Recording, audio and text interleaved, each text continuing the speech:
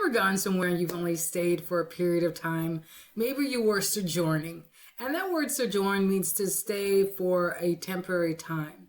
In Hebrew, specifically, it means to live as a foreigner, to dwell or reside in a different land than where you're from. In Merriam-Webster, it also means to dwell temporarily.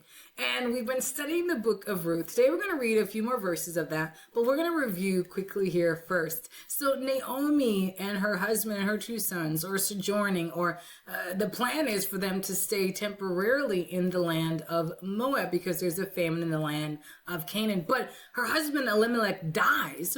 Her two sons marry two women from Moab, Orpah and Ruth, and then they die as well. So now we have three widows staying in the land of Moab.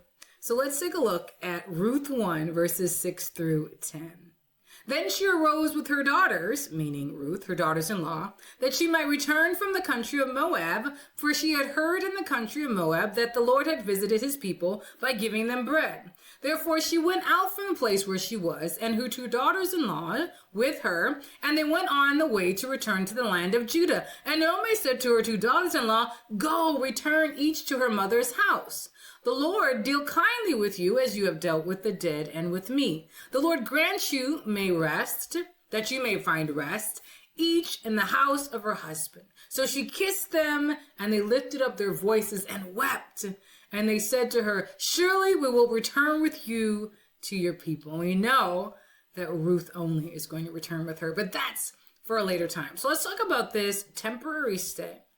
You may be in the natural, a temporary resident in a country that you're not originally from. You're a foreigner staying for a period of time. I remember in college, I studied abroad in Italy, in Verona. It's a beautiful port city, and there's tons of beautiful shops. It's near the river, but I was there sojourning. I was there for a period of time, and then it was time to come back to the States. In 2 Corinthians 5:21, it says, For we know that if our earthly house, this tent, is destroyed, we have a building from God, a house that is not made with hands, eternal in the heavens. Spiritually, this is not our forever home. I don't know if you have ever been looking for a house. You're like, oh, we're looking for our forever home. And so oftentimes it's not. It's a place where you're going to be for a period of time, and then you may upgrade, or you may be at the end of your time and you're retiring. And so that is your forever home. Well, people of God, this earthly body, this vessel, this is not our forever home. We're going to get heavenly bodies. Those of us who are believers in Jesus Christ, we're going to eternity.